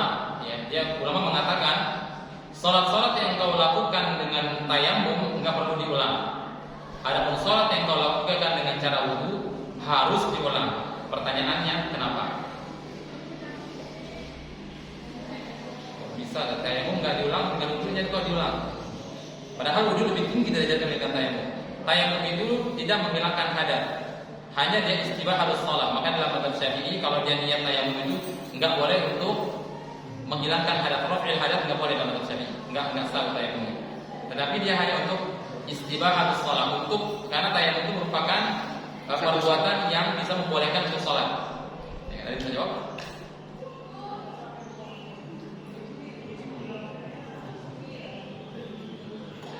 Ada yang bisa jawab? Kalau saya diulang lah. Ya? Kenapa harus diulang? Soalnya apa? Pertanyaannya itu, dia sholat, ya kata ulama yang sholat dengan tayamum ketika safar, yang sholatnya dengan tayamum ketika safar disuruh ulang, dengan tayamum nggak diulang. Tetapi yang sholat dengan wudu disuruh ulang. Kenapa? Gitu. Hah? Kenapa?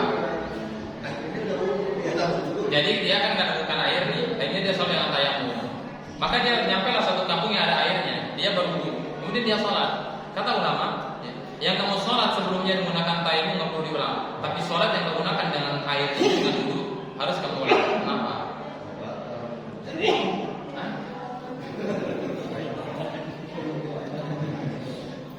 Kenapa? Baik, teman-teman.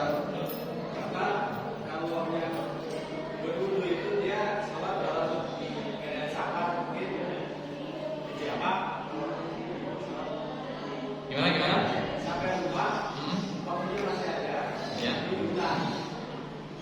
Yang menggunakan. Jadi gini, sholatnya sudah dikerjakan.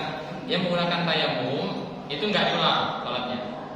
Sedangkan dia sholat menggunakan dalam keadaan safar. Dalam safar itu dia belum sampai tempat. Ada yang sholat menggunakan tayamum, ada yang sholat menggunakan wudu. Yang sholat menggunakan tayamum nggak diulang. Sedangkan sholat yang menggunakan wudu diulang. Wajib bahkan diulang. Kenapa? Jadi gini, kalau air itu untuk beberapa sholat bisa. Nah, sedangkan tayamum adalah untuk satu kali sholat. Nah, ini yang wudu bisa untuk mengulang yang tayamum. Tapi nggak disuruh diulang.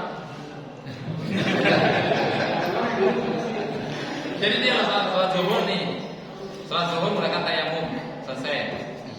Kemudian dia sholat asar, nyampe kampung yang ada airnya, dia wudu sholat asar.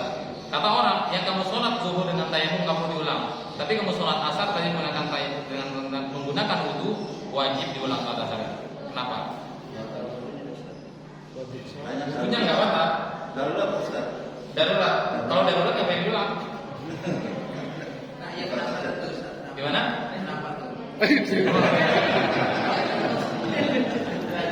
Baik, berarti hadiahnya gugur. Saya jawab.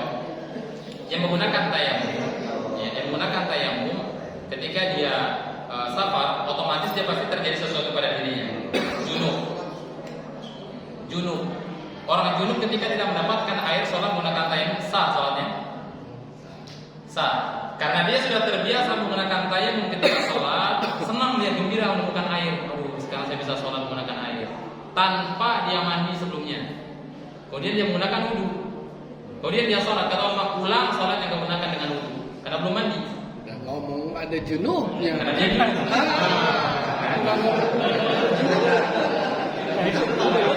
Itu tebakannya itu. Maka sama halnya. Kalau ngomong ada junubnya. Paham kan? Karena wudu tidak mewakili mandi, sedangkan tayamum mewakili mandi. Paham ini? Baik. Kemudian pertanyaan berikutnya. Saya sudah kasih dulu tadi.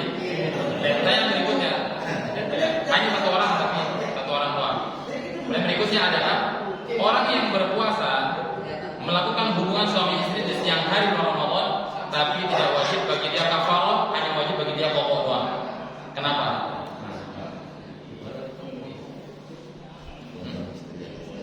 Ya. Baik, siapakah mereka? Dengerin pertanyaannya. Orang miskin. Baik, siapakah mereka? Gak apa-apa, Pak. Oh, Baik, siapakah mereka yang berpuasa bulan Ramadan, kemudian dia melakukan hubungan suami istri di siang hari bulan Ramadan, tetapi diwajibkan bagi mereka qada saja tanpa kafarah? Istrinya. Yang nggak punya Istrinya. beras. Jadinya sebagai ulama ini sepakat ulama ini. Kalau istri itu hilang, ada mengatakan yang bayar kafar itu suaminya doang, istrinya enggak. Ini sepakat ulama. Ya, sepakat ulama. Seorang laki-laki, dia enggak mengubah istri, ya. Seorang laki-laki yang ketika berpuasa kalau Ramadan, kemudian dia melakukan hubungan suami istri dengan istri di siang hari bulan Ramadan, tetapi yang diwajibkan atas dia hanya pokok saja tanpa kafarah. Dia bisa jawab yang wangi misalnya. Bulan depan. Pokoknya. Orang yang nggak punya makanan, Ustaz. Orang yang nggak punya makanan, baik. Ya. Minta orang yang sabar. Sama. Bisa jelasin Pak? Sama bulan depan nanti saya akan kasih pengalaman. Ingatin anak bisa misalnya Pak Yusuf ya. Pak Yusuf. Baik. Orang safar. Orang safar apakah diwajibkan bagi mereka puasa? Tidak. Sehingga mereka misalkan dia safar, kemudian dia berhenti di hotel. Ya. Di siang hari misalkan, maka wajib bagi mereka hanya qada saja tanpa ada kafarah. Kenapa? Karena diperbolehkan bagi mereka buka puasa. Dan buka puasanya orang yang berpuasa ketika safar tidak tertuju pada makan dan minum saja. Boleh membuka puasanya dengan hal-hal yang lain. Paham di sini? Maka orang safar itu sering-sering nggak bersafar biar banyak. Cuma jangan dijadikan hilah ya. Puasa. Kan dia safar. Mungkin hanya ini kita sampaikan. Ya. Baik. Masih mana itu? Masih mana itu? Kanzi. Baik. Insyaallah ya. Mungkin hanya itu yang kita sampaikan. Yang kurang lebihnya mohon maaf. Itu adalah keseluruhannya fikih. Karena fikih itu mereka di bawah ijtihad. Jadi dia seru. Nah banyak hal-hal